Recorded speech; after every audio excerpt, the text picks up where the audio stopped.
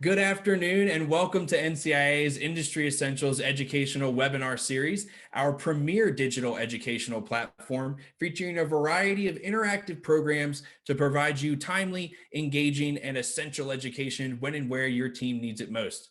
My name is Brian Gilbert, the Deputy Director of Events here at NCIA, and as always, I'm very excited to welcome you all to the long-awaited return of our Fireside Chat series today, being facilitated by NCIA's Government Relations team. In today's program, entitled One for You, 19 for Me, Let's Talk Section 280E, our dynamic duo of government relations experts will take an in-depth look at all things 280E.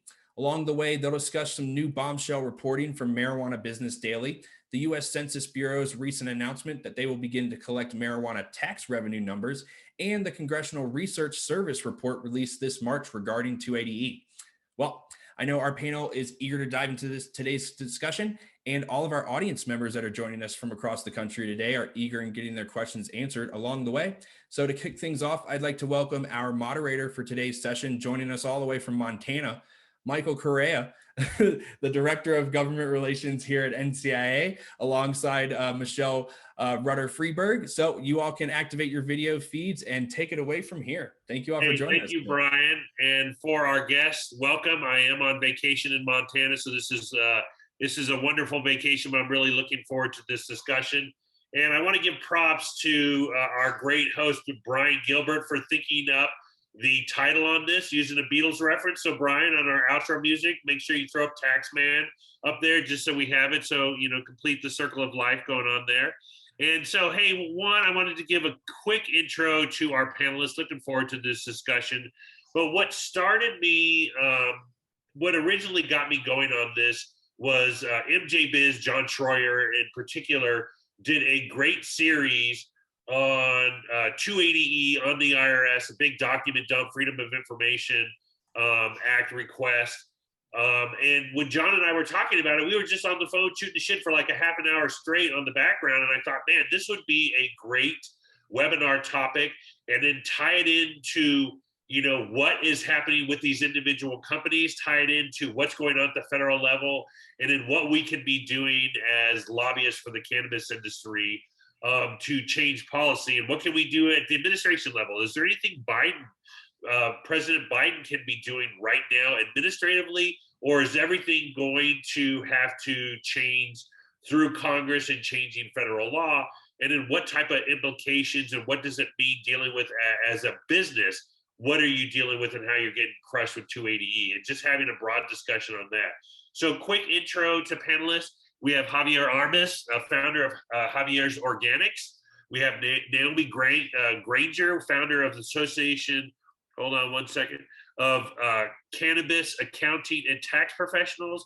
We have John Troyer, senior author, Marijuana Business Daily, and our very own senior economist at NCIA, Bo Whitney.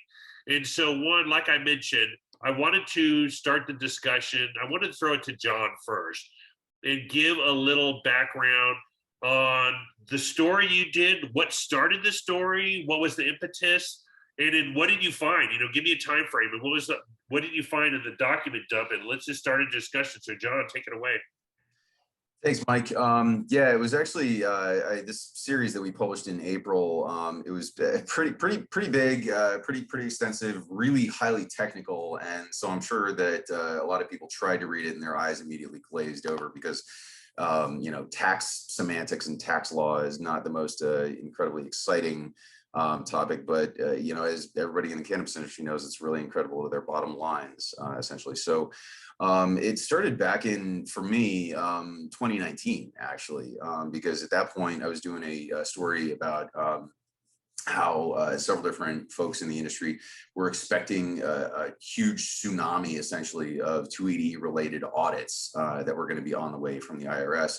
And so it was October 2019, I filed a Freedom of Information Act request with the IRS. I was looking for really specific information related to compliance initiative projects, which are literally just a series of audits that the IRS has conducted on cannabis companies dating all the way back to 2010.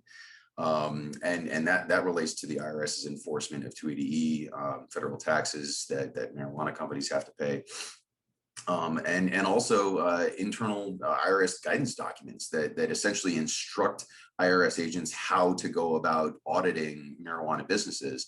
And in part because that is a very specific document that the IRS had refused to release to the public, basically, or to the industry at large, until right around the time that we got this huge document dump.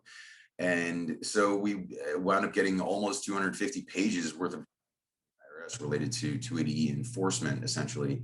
That was in January, and then we wound up publishing this series of stories in April that outlined our findings. And probably the biggest one is just that the IRS has been very keenly auditing marijuana companies since actually since before that, dating back almost 20 years. And the bottom line is they're not going to stop anytime soon. The IRS, based on what we found, has a very obvious, very strong financial interest in auditing because it's the best bang for their buck of any industry in the country. That's the bottom line. There's likely no end to the audits in the foreseeable future until or unless 280E is resolved by Congress and repealed. And that, in terms of when that's going to happen, Mike, you probably have better information on than I do. So that's kind of the upshot. Right. And even then, that's just the beginning of this topic. I know we're going to get into some of these things later, things like retroactivity or what that could all mean. But yeah, John, your reporting on this has just been wonderful. And like you mentioned, just scraping the surface here, an issue that's not going anywhere anytime soon. Javier, I want to go to you next and ask you a question. And first off, I want to make sure that you could tell everybody just, who you are, where you're from, a little bit about your company. Want to make sure that we're highlighting all of your hard work, but would also love to hear from you about how 280E actually works out on a practical level. You're a small business owner. What does this actually look like from your perspective? Thank you, Michelle. This is the first time speaking at an NCIA panel. I appreciate the opportunity. I'm Javier Armas with Javier's Organics Oakland Equity Business. I wrote the first book on cannabis as an Oakland equity operator titled Bud Tender Education. And taxes is definitely the major thorn in the cannabis industry. And on top of it, 280E is one of the most complex, difficult factors for equity operators to wrap their business plan around. And when an equity operator such as myself gets a license, but you don't have capital, then you become an open door for predatory operations. And these predatory operations are not going to have a sensitivity to 280E, so they don't mind ramping up an equity license, accruing all this 280E violations and future debt, and wanting to push that onto the equity applicant. We haven't totally seen this, but we've seen signs of it. For this talk, I interviewed 10 equity operators in California to ask them about their thoughts on 280E. And fundamentally, it's such a difficult, complex issue. It just really generates anger and frustration as opposed to sharp business analysis, right? When you build a business, you need to have a business plan that adapts to all the costs. The way the tax structure in California is laid out with cultivation, excise, state sales, city sales, then 280E, it is very difficult to create a concise business plan that could integrate all these factors. So I think that's the frustration a lot of equity applicants have been feeling. We qualify for licensing. Oakland's not difficult to attain a license if you're equity. But as soon as you want to do distro, there's a 40,000 cargo van. As soon as you want to do something else, there's these huge expenses, and that becomes the first hurdle. But then to have 280E hovering over you every tax cycle and not having a competent accountant that could really meticulously look at that, which could accrue an audit and violations, and then those violations could lead to huge penalty costs on the company, which then the company could go under. It's really one of the central unresolved issues of the cannabis industry that we have to take on, coupled with a place like California where the taxes are just through the roof, that crystallizes an illicit market that's 3 to 4 times bigger than the legal market. And then ironically, when newspapers write about this and someone goes to their dispensary buying $70 eighths and they read the New York Times how their neighbor has eighths for 20, the newspapers are now indirectly advancing the illicit market indirectly, unfortunately. But the fundamental problem is the tax structure, and then the most difficult one is 280E, and it's definitely a really problematic factor for all the equity applicants, which is the community in the world that I really network in. Absolutely. And I mean, just how detrimental that is to any small business. But again, thinking about equity applicants, BIPOC entrepreneurs, there's already such high barriers to entry.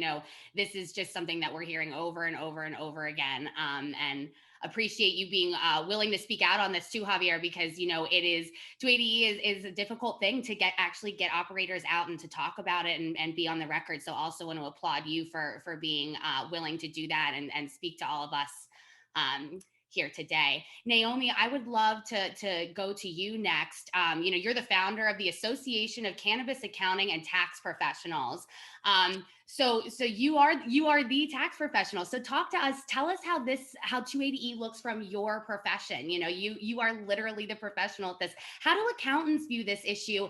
And let me ask you one thing that I know many people here will be wondering, and I'm sure you get it all the time, but what are you hearing from your clients? And I know you can't give any legal advice, just to be clear, none of us are giving out legal or tax advice here, but how do you speak about this provision to your clients?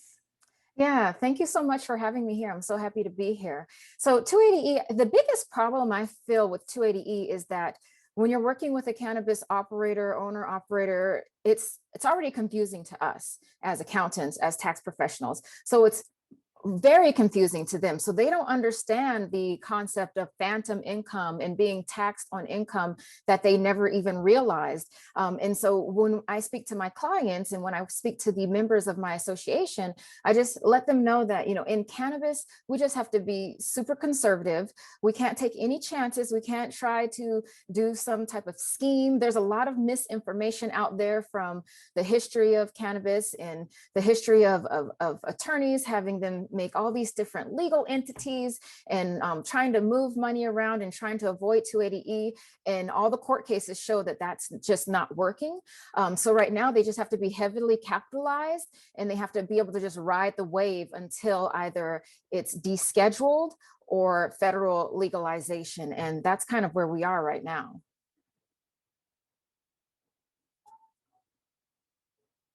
Sorry about that. I was on the mute, little technical difficulty. Thank you for that. And I want to do a quick story.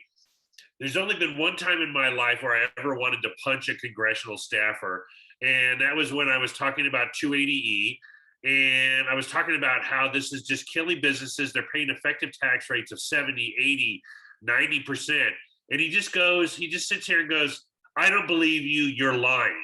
And he goes, "I watch television. These guys are printing money." And it was just that disconnect of they see a TV show of like Marijuana Millionaires or something like that and just assume anyone that's touching marijuana is making millions. And it didn't really register that even if you made $1 million, probably the IRS is making 900,000 off of that. And in trying to explain, the biggest issue when I talk about 280E is someone will say, "Well, why would I want to give marijuana businesses a tax break?" No, you're not giving them a tax break. You're leveling the playing field. You're making it to where their small business is paying the same tax rate as their neighboring businesses. So that's just I wanted to tell you that story where that really got me going of trying to change that mindset of, separating an excise tax versus this 280E penalty that we try to call, because it truly is a penalty, not just a tax. But Bo, I wanted to get to you. And for everyone, I've known Bo personally for many years. He's been around doing economic analysis. We've been very fortunate to bring him aboard NCIA as a economics advisor, senior economist. Great to have you aboard. But Bo, I wanted to give a quick little, big picture view of the 280E. If we were to address 280E dynamically, if the federal government were to end 280E tomorrow, would this be a horrible hit on the federal budget, the federal treasury? Would it be a net positive? NCIA had hired an economist years ago, 4 years ago, to do a study, and her study said it would be a net positive over a 10-year period to the federal treasury because of all the other ancillary businesses, all the taxes you'd be generating from just compliance and others. Bo, one, can you talk about that issue? And do you have like updated data numbers, or do you have like information from businesses of what you would see if 280E were to be addressed at the federal level? What type of plus this would be to the federal government? Yeah, thanks for having me. Right now, based upon our analysis, the cannabis industry for the next 5 years will pay an average of $2.2 billion of excess taxes relative to if they were taxed like normal businesses, $2.2 billion.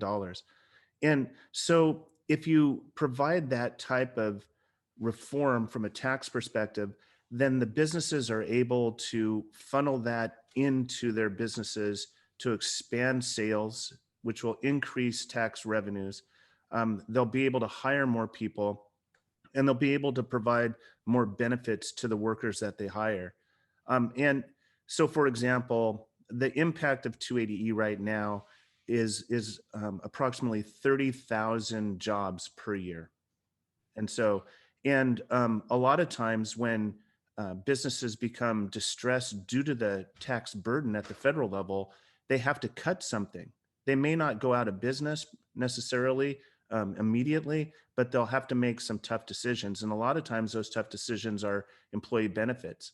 So if there were, in addition to those 30,000 jobs, if there were tax reform, there would be an additional 100,000 people that would actually have healthcare benefits. And so there's a net benefit to the federal government because that tax or those healthcare expenditures are not coming out of the coffers of the federal government. They're actually being paid for by the employees and the insurance companies. You talked about economic distress in businesses. And so the approach what first got me thinking about this issue in earnest was when I started seeing companies in Oregon not paying the sales taxes that they had collected at the time of sale. And they were getting farther and farther behind. And I started asking questions about that. And it was because they were saving that money to pay their federal taxes rather than paying their state sales tax, even though they acquired that at the time of sale. And so in digging into it, I realized that at one point, there's a threshold of economic viability, meaning a company has to make a certain amount of money in order to be viable. And when you have 280 tax burden, it increases that threshold more and more and more. But right now, based upon our analysis, there's not a whole lot of businesses that actually are above that threshold. And so 280E is creating all this stress in the system. So one, Javier, I wanted to go to you with the stress. You're feeling it. Have you done, any analysis to say, listen, if I didn't have 280E, I could hire, 10 more employees, or I could do this. Have you, done the math on like how this is affecting your business and how more you could expand on something like this if you were just operating like a regular business? I attained a micro license a year and 10 months ago that includes manufacturing, delivery, and distribution. I thought it was going to completely change my life and make me a millionaire. And then I tried to create a business plan, and I hired a mathematician from Brazil, and I gave him all the tax structures of cultivation, excise, sales, and 280E. He has a PhD in math economics, and he said this is super hard. I was like, oh my God. So no, I've not been able to build a business plan integrating the cost of 280E. My distro delivery and manufacturing is really underdeveloped and has not taken off because I haven't been able to really capture a business structure with those dynamics without cheating. A lot of people cheat. I don't want to cheat. It's not really a sustainable system to move forward. So what ended up happening, adapting to it, my first product onto market was a book. No excise tax, no cultivation tax, no metric, So it's really unfortunate we're supporting equity businesses to get off the ground with licensing. These licenses cost $1,500 per application, $5,000 a year. They're not cheap. You get one and then you try to develop a business from this, and it's just very, very difficult to do it correctly with very clear margins that you can see, which is a prerequisite for a business. So it's creating this very negative stress within the equity community, because if I ask another equity operator, do you have a clear business plan that deals with 280E? It's almost like an insult. They're like, why would you even ask me that? You know, I don't, you know, so it's a stress factor within our community. It's something that people do not like to talk about. I asked several people to speak on this as opposed for me. Nobody wanted to do it. They thought there'd be retaliation from the IRS. They thought they would be like super criticized for not paying, you know, just all these negatives. And I was like, dude, we're trying to get your story out. So what ended up happening is I interviewed 10 equity businesses. Most of them wanted to be anonymous, and I wanted to present on the content of what they were presenting.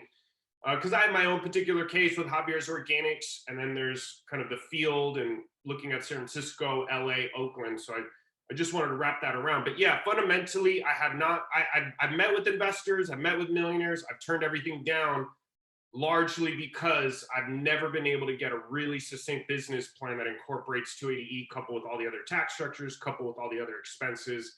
It's very difficult to come up with a business plan. I have 0 employees as a result. And yeah, all these negative factors that you guys are speaking on a meta level, I definitely see on a local level. And someone from BDSA who does data on cannabis called me up trying to do sales. And I was like, what is the market share of equity operators in California? Everyone I asked this cannot give me an answer. His answer was, it's so low. It's so below 1%. It's so embarrassing. No one wants to produce that number. And I was like, oh, right, yeah. And that is directly linked to the taxes and directly linked to 280E. Javier, I just want to reiterate, I'm so appreciative that you came here today to give your insight and to talk about the other operators that, you know, that you spoke to. It's invaluable. And again, I really just want to applaud you for your courage in doing that. And, you know, Naomi, I'm just curious because you are, you know, sort of on the other end of this, you know, as a tax professional. I'm curious to hear from you first. To build off of what Javier just said, is that similar to what you're hearing from various clients? Just would love for you to weigh in on some of the points that he just brought. And then also I wanted to ask your opinion, Naomi. You know, yesterday was the first day cannabis was legal in New Mexico. Tomorrow, I think Virginia and Connecticut, I believe, you know, possession becomes legal, not sales necessarily. Of course, there's various dates here, but you know, I also am curious, you know, what are you telling, whether it's operators, regulators, whoever that may be, as new states are coming online? How do you talk about 280E to somebody who's never really heard of it before? Yeah, great question. So when I'm talking to operators, I tell them that they need to factor in a significant portion of their revenues towards taxes. And I kind of talk them through, okay, if you're going to run this business, how much volume do you think you can move? What are your revenue numbers looking like? Are we in the hundreds of thousands, 500s, millions? And then from there, we kind of back into it. Okay, you're going to have payroll. That's going to be a significant portion, maybe, you know, 15 to 20%. You're going to probably have marijuana sales tax there in your state, which depending on which state you're in, it can be upwards of 20% on top of all your other expenses. And then you're going to have your 280E. And then depending on which state you're in, some states follow federal. So you cannot take any, even though it's state legal, when you're filing your state income tax, you cannot take any of those deductions, those operating expenses, because they follow federal. Some states do not. If it's legal in the state, you can take your operating expenses, at least at the state and local level, for your tax return, but then you can't take those at the federal level. And then I also advise them on, you know, what is your capitalization plan? Because they're going to have to pay taxes on money that they don't have. I help them understand, if you made $100,000, you're paying taxes on $100,000. It doesn't matter that you had $80,000 of expenses and you only really netted $20,000. Your tax bill could be greater than your net profit. So I just kind of walk them through that so that they can understand it and help them and they usually come to me with, well, I'm going to create a management company and a payroll company and a leasing company, and those aren't taxable. So then I have to help them understand some of the court cases that we've seen recently where the IRS does not care what it looks like.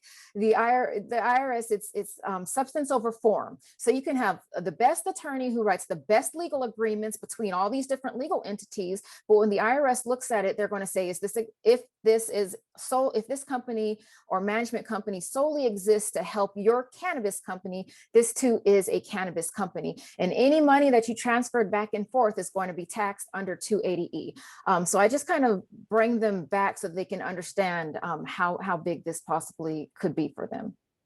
Thanks for that, Naomi. And it's interesting that you said that. We got a question in the Q&A box, and just a reminder to all of our attendees, please do send them to us. We want to hear from you. But there was a question. It said, if a non-cannabis touching business acquires a company or starts a new subsidiary that is cannabis touching, is that likely to make the parent business subject to 280E? And it sounds like the simple answer is yes, from what I just heard, correct?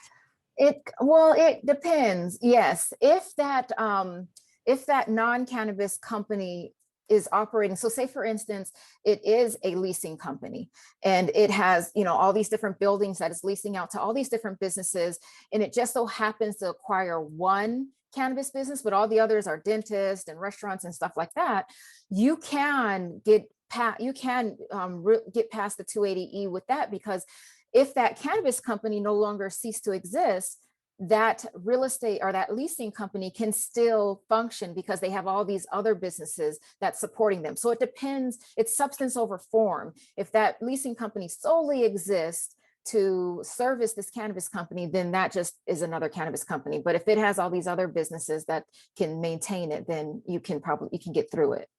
Yeah, no, that makes sense. John, I've been doing this job for 8 years. When I first learned about 280E, I learned a lot. And one of the things I learned about, we all know the history that Al Capone went to prison, not for drugs, but for tax evasion. And one of the things I found out about the IRS was the IRS, believe it or not, doesn't care where you get your income from, legal or illegal sources. They just want you to pay your taxes on it. And, to me, the IRS, everyone hates the IRS. Like, we all hate paying taxes. We hate the IRS and audits and everything. It is something they have to do. But I wanted to, ask you about what you learned. I think in your reporting, you talked to a couple IRS agents and maybe like the aggressiveness and accounting, the concern. But I would just love to hear your thoughts on, either the IRS is going to get a lot more aggressive. The industry should be concerned, or something that's always been out there. It's just something they deal with. Is there this going to be this oncoming onslaught of something? But we'd just love to hear your thoughts on that. Yeah, thanks, Mike. It's kind of a in terms of the aggressiveness of the IRS and the audits and their approach to the industry in general. Kind of a two-sided, very much a two-sided coin, actually, I should say, because one of the things I heard, for instance, from Henry Wykowski, who anyone who's been in this business for a good amount of time knows his name. He's a really long-standing cannabis industry attorney, and he's taken the IRS to court multiple times over 280 related legal battles and whatnot. And according to him, the IRS agents have actually gotten a lot more easygoing over the years since the industry has gotten more into the mainstream.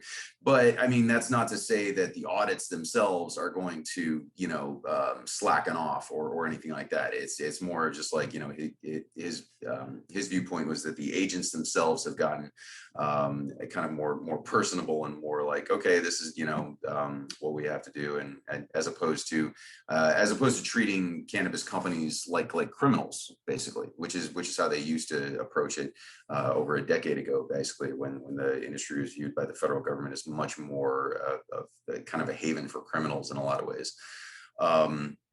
but I mean, that being said, the IRS is incredibly aggressive with these audits. I mean, some of the methodologies that we uncovered in from these documents are remarkable and kind of laughable in a lot of ways. I mean, for instance, there's suggestions in some of these documents about how IRS agents could literally calculate possible marijuana grow yields by doing a count of how many lights they have at an indoor grow, and things of that sort, and using all kinds of really arguably suspect methods for calculating potential revenues or hidden income, and all kinds of things along those lines.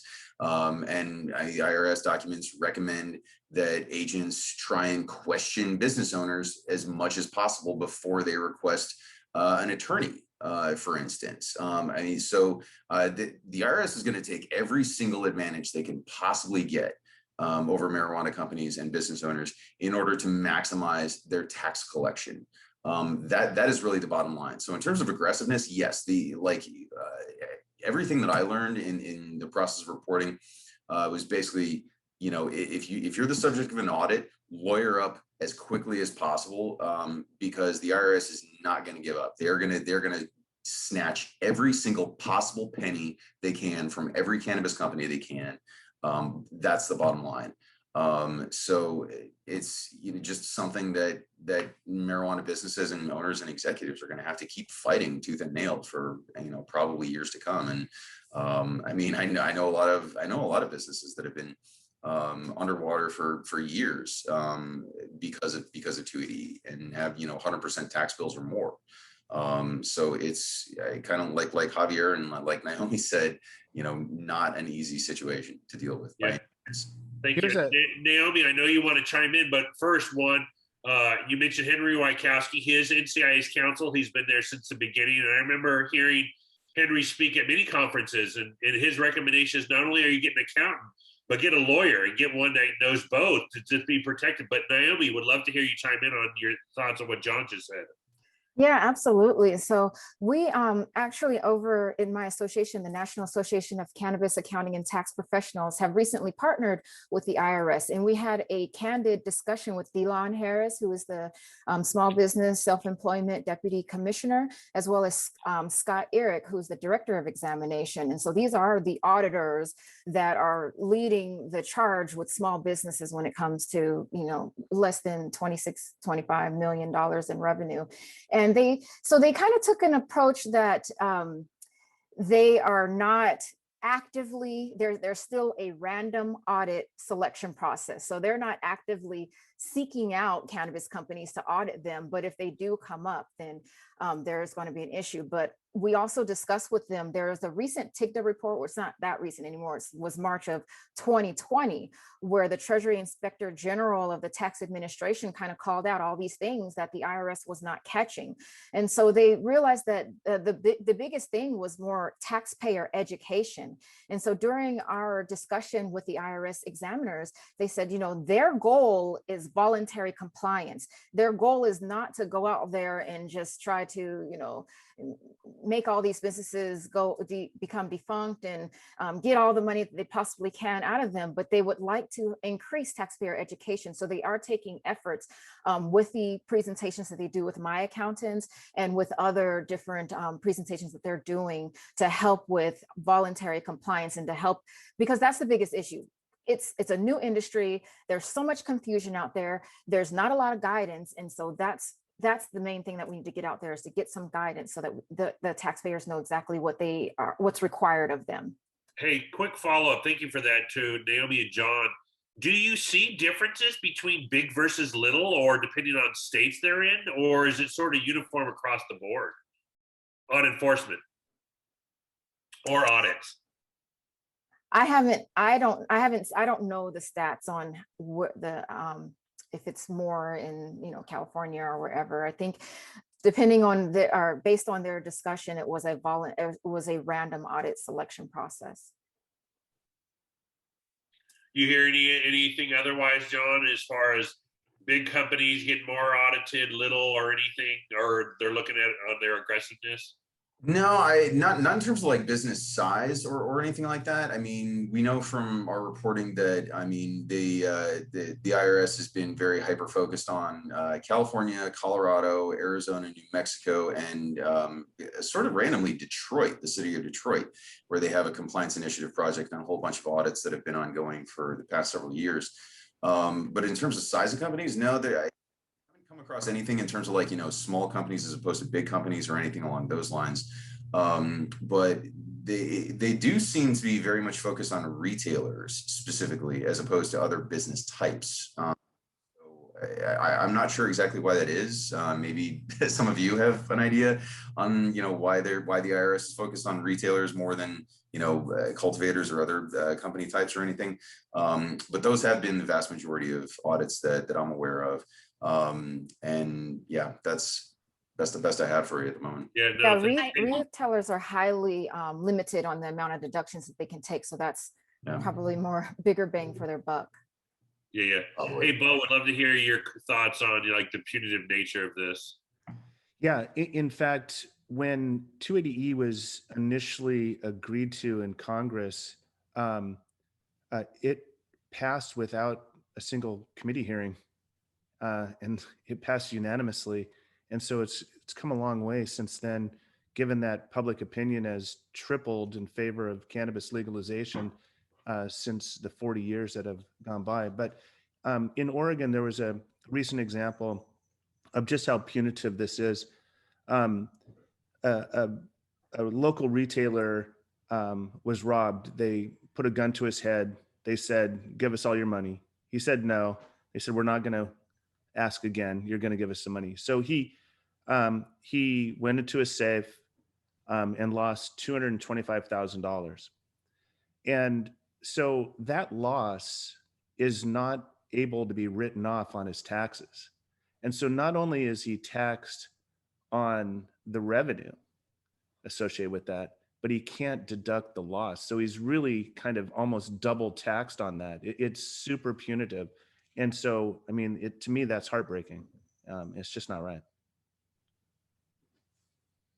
Yeah, no, I mean, that is heartbreaking. And I think, unfortunately, there's so many stories like that with 280E. And, I was going to say a moment ago, I think we found what the next topic for John to dive into in his 280E tax series. And maybe it's about audits and how are they, like Naomi said, are they as they random as they seem? Because again, and I don't know if I have a question here, but I would love to hear, any of you weigh in on this, because something that I was certainly thinking about as we prepared for this webinar and thinking specifically about audits is I was very curious about how that's happening. Like you said, Naomi, is it random? But of course, the federal government doesn't have a very good track record with enforcement, especially as it, in terms of cannabis. I mean, just look at the war on drugs, and we all know the statistics about how Black and Brown Americans use cannabis at the same rate as their white counterparts, and yet are incarcerated 4 to 8 times more.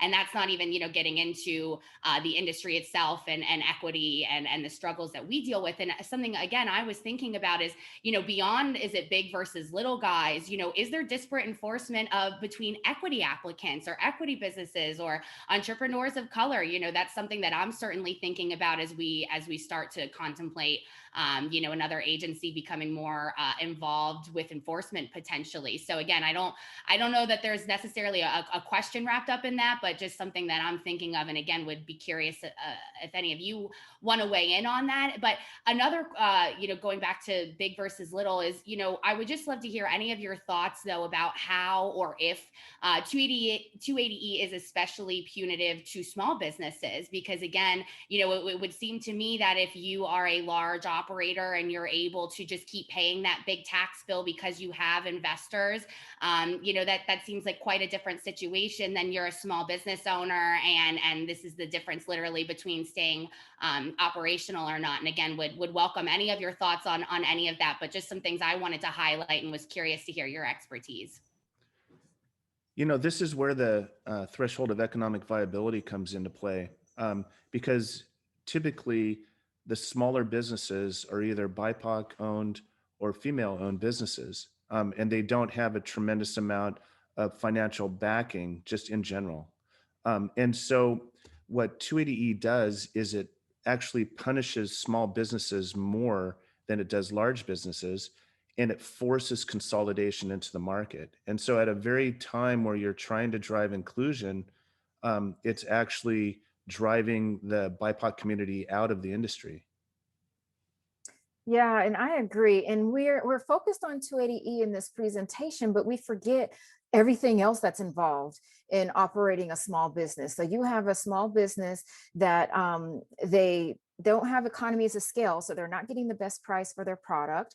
They don't have, they have to pay payroll, and they have to pay 280E taxes, but then they also have to pay marijuana retail taxes, and they have to pay payroll taxes, and there's so many other things. And then they have to hire an accountant and an attorney, and it's just, there's so much other, a lot of things that's involved with operating a small business. And then on top of that, you're getting taxed by the federal government at 70%.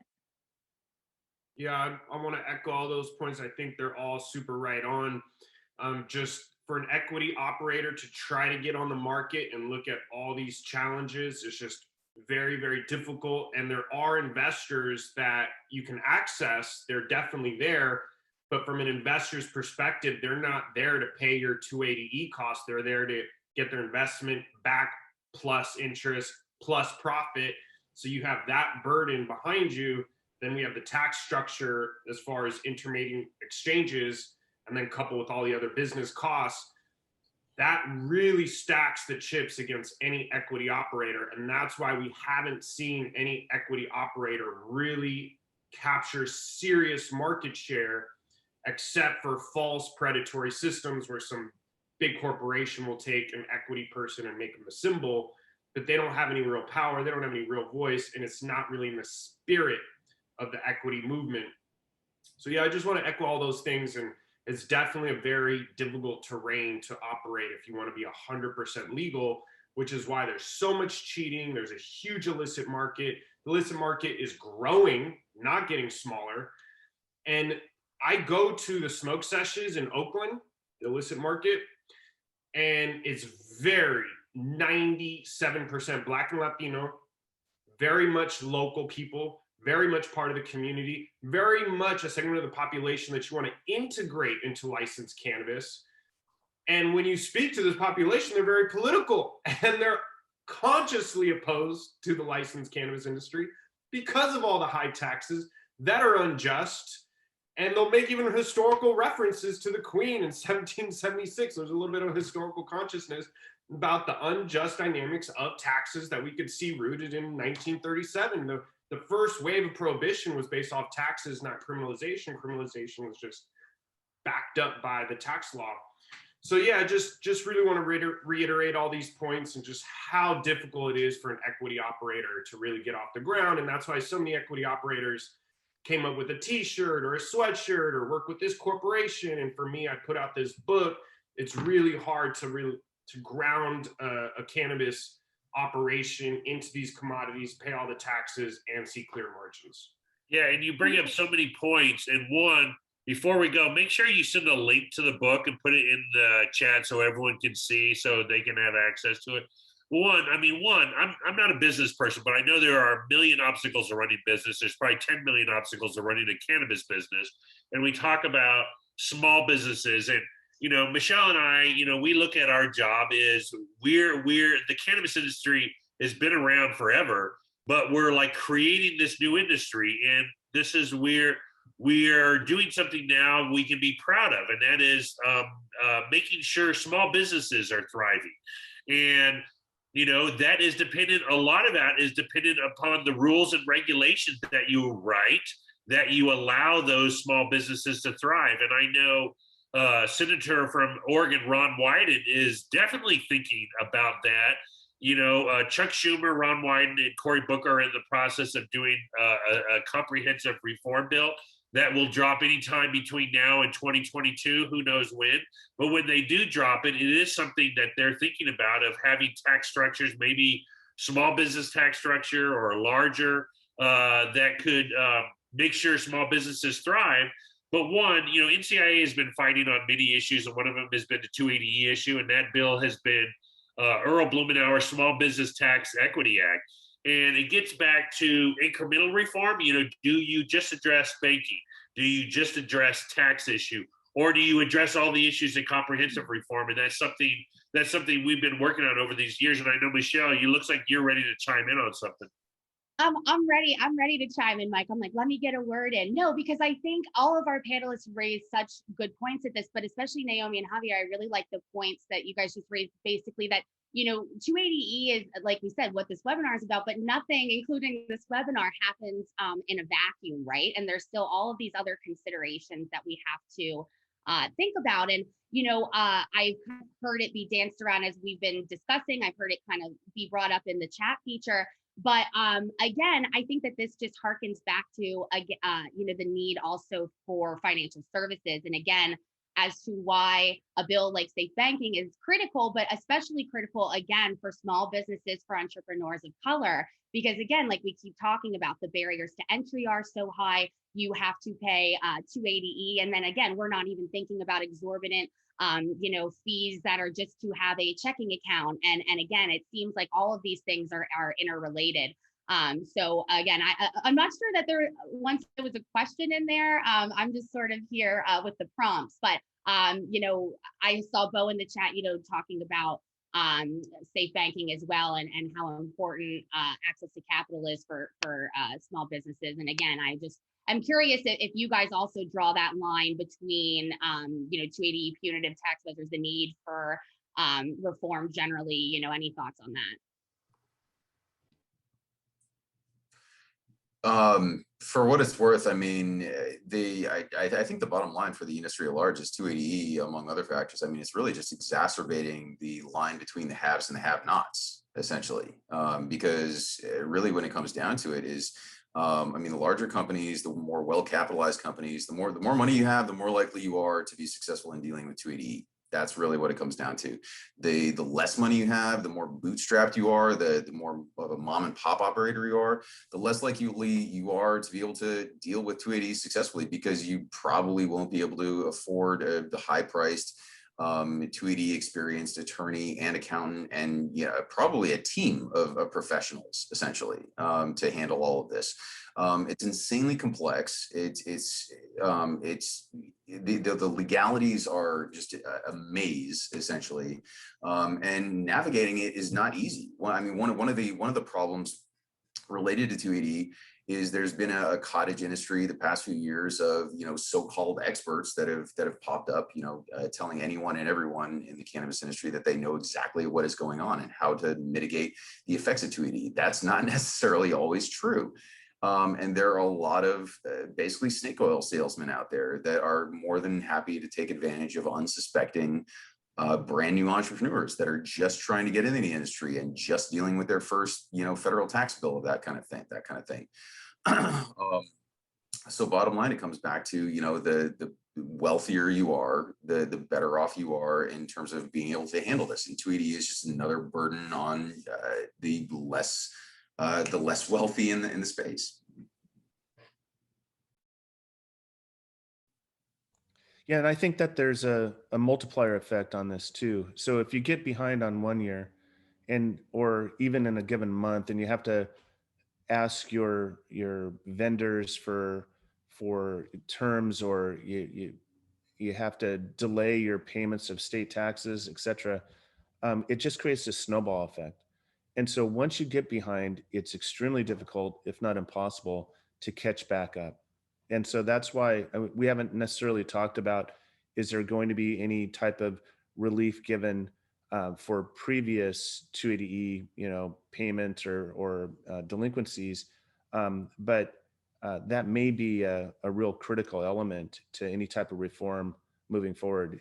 The question is it going to be just no more taxes now moving forward, or is there going to be some considerations on what's happened in the past as well? And on that question, Bo, I mentioned that specifically to Senator Wyden's tax staffer, because let's think about it. Let's say you've been operating for 10 years and you have a $10 million backlog of 280E penalties or what have you. And then cannabis is legalized at the federal level. Like, what does that mean for you? Can you go retroactively a year back, 2 years back, 5 years back, if it's being audited now? It's definitely something to think about. Yeah, and thank you guys so much for your engagement. I just want to remind everybody we're getting close to the end of our webinar here. So if you have any questions, feel free to drop them in the chat box or the Q&A board, and we are happy to get to them. So I'm going to jump into a couple of these questions for our panelists here before we get your closing thoughts and let you guys go. We're so appreciative of you for joining us today. I'm just going to kind of ask these, and we'll just sort of do rapid fire, and if you want to jump in, jump in. So some of the questions: is a sale or acquisition of a pre-operational or provisional license subject to 280E? Yeah, I was just typing the question in, or the answer in, because I wasn't sure if we would get to it. But yeah, the asset, which is the license or the business itself, the sale of that is not 280E. 280E specifically applies to the trafficking of a Schedule 1 or Schedule 2 controlled substance. Thanks for that, Naomi. And Naomi, while you're here, you answered another really interesting question. I wonder if you wouldn't mind just going over it briefly for everybody who's listening. The question was basically, at what point does a startup, especially when we're thinking about equity programs, actually become plant touching? Right. Yeah. So this question, I wasn't sure if they were asking if it's considered plant touching because of 280E, but if it's cost, if it's just startup cost, then there is no 280, there's no revenue for 280E taxes. So it's not, so you need to keep really good records, because I believe it will be descheduled or become federally legal at some point, and you can possibly go back and take some of those expenses. So keep good records of your startup cost. But then once you actually start making sales, any of that revenue becomes 280E revenue. So one question I wanted to ask everyone, just their opinions. Do you think that there is anything the IRS can be doing administratively to, you talk about, Naomi, you talk about guidance, and guidance is out there. Guidance helps, but is there anything, how should I say this? An auditor's job, an IRS agent's job is to collect taxes, not to go, look at the language and say, you know what, I see the trends going this way, I'm not going to audit this. Their job is just audit and, the numbers fit and collect the taxes. So is there anything any of you guys think that the IRS can do administratively, Biden can do administratively, to show the direction where this is going, make it easier for the cannabis industry, outside of Congress changing law? Would love, I hear everyone shaking their head, so this may be a couple minutes, but would love to hear your thoughts. Naomi, just chime in, and then John will just go around. Oh my gosh, just make it legal. I mean, let's stop the show. And I mean, there's just, banking. I know we have the Safe Banking Act, but that's not going to solve the problems. We still need banking for these cannabis companies. We need the education out there. They can deschedule it just like they descheduled hemp CBD. And that will make a lot of this go away. I mean, there's still going to be heavy regulation and all these other things going on, but I just don't understand why we can't just, legalize it. The IRS is clearly making money off of it and putting it in a federal bank account. It's just, I don't know. It's just a show to me right now. So, Mike, just to chime in on, what the IRS could do administratively. This is a little bit arcane, so everybody kind of bear with me a little bit. But one of the documents that we published as part of our series in April was the Cannabis Industry Audit Participant Guide, which is basically their term for essentially the audit technique guide for IRS. That's something that the IRS had refused to make public previously. That's something that they could easily publish and make widely available for everyone in the industry, with the aim of helping cannabis companies become more voluntarily compliant. And on top of that, the version that we obtained was last revised in 2015. I have a hard time believing that the IRS has not updated that draft document since 2015 in the past 6 years. So I'd be pretty sure that the IRS could very easily release a newer version of that document, essentially, to give everyone in the industry a much better idea, a much better clear guideline for what they're expected to do as far as federal taxes.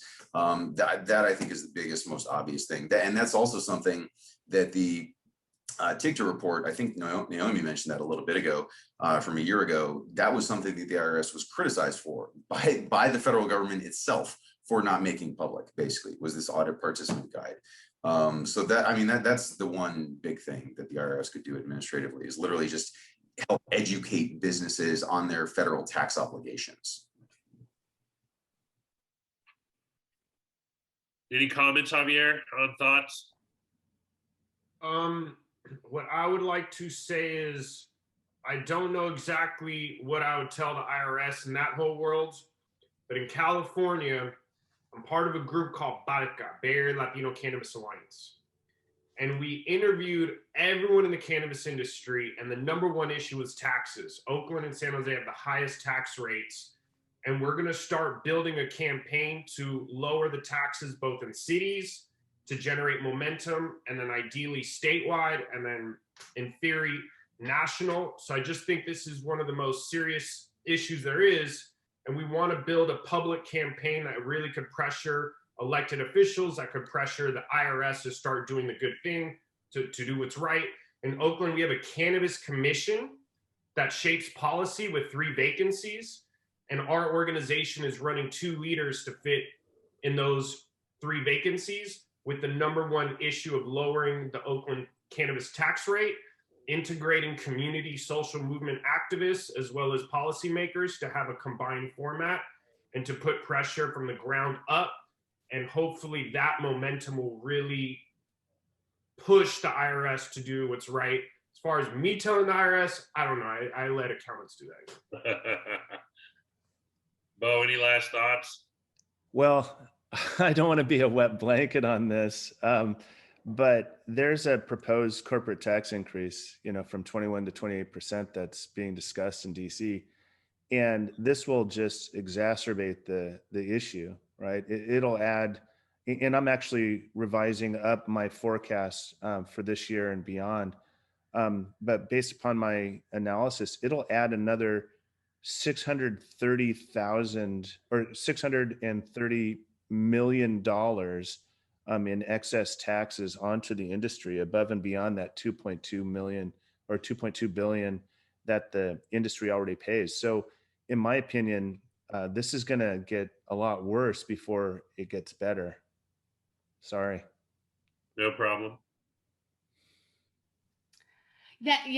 Leave us with some uplifting thoughts there. Why don't you go? Naomi, do you have any last closing thoughts before we close it out? No, I mean, my last thoughts are just get as much information as you possibly can. Attending these types of presentations and aligning yourself with different cannabis associations is where you need to go, because as soon as that information comes out, we are actively trying to get that out to our audience so that everybody knows what they need to be doing in order to operate their business. If I can piggyback on that,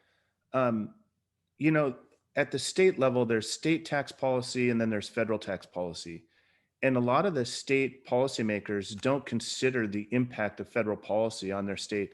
And so it's really important as you go into these meetings, when you're talking to your assemblyman, talking to your local, councils and the like, that it's really important to educate them on just how important it is to consider the entire spectrum of taxation, not just the local or state tax, spectrum. I know that's something that we say in our meetings with congressional offices, certainly, is that they have to remember that there's very onerous state and local taxes that they have to also consider, that, cannabis isn't just a cash cow, despite what CNBC special they saw that weekend had to tell them. So completely agree. All right, Montana Mike, back over to you. Hey, thank you. And thank the panelists. I thought this was a wonderful discussion. And the only thing, I wanted to leave on this note is, once government officials get your tax dollars, they love it. They don't want to give it up. And it is pulling that back is always a struggle, but that's something we're doing. And the other thing is, Naomi mentioned educating. You get educated by attending our conferences, going to our events, listening to panelists talk about this issue. And with that, I want to throw back to Brian, and I guarantee you he's going to have the Beatles tax man on the outro. Brian, take it away. Thanks, guest. Oh, fantastic. Well, I can't reiterate Mike and Michelle's thanks and sentiments to everybody amongst our panel for presenting today's fantastic topic. I know it's been a while since we've dove deep into Section 280E, specifically on our webinar program. I know we're going to be showcasing a lot of 280E focused content at our upcoming conferences and trade shows taking place in Detroit, Baltimore, and San Francisco later this year. So do stay up to date on all of the future educational programming that we're going to be showcasing on this topic in particular in the coming months. Huge thank you again to you, specifically Naomi and Javier, for taking the time to join us on today's panel. John, for you as well for jumping on here and giving us all of your amazing insight and follow up on that fantastic series you produced earlier this year. And welcome to you, Bo, again for joining. I think this is your first Fireside Chat that you're joining us for. Yeah, awesome. So yeah, welcome to the team officially and joining this dynamic duo. And thank you all so much for presenting today's fantastic presentation. We're going to close out today's presentation as always with our end of event credit sequence, highlighting all of the member businesses, of which there were about 45, I believe, that pre-registered to attend today's event. Do stay on the lookout for all of the usual post-event outreach. You all will receive a follow-up email that will contain a slide deck with a PDF version of our contact information slide that you can see showcased here in particular. I know there are a few outstanding questions on the Q&A board, so please do not hesitate to reach out to Naomi in particular with any of your 280E focused questions and learn all about the amazing content that her association is producing in the coming weeks and already has archived up on their website. When I was browsing around trying to find some links earlier during the broadcast, I was really amazed to see so much awesome content. So I know I'll be tuning in, so I hope you do as well. And then please don't hesitate to reach out to Bo, Javier, or John. I know Javier submitted a session proposal revolving around Bacla's work, so I'm really excited to hopefully be showcasing some of that amazing content and the work that they're going to be engaged in at some of our upcoming conferences and trade shows later this fall.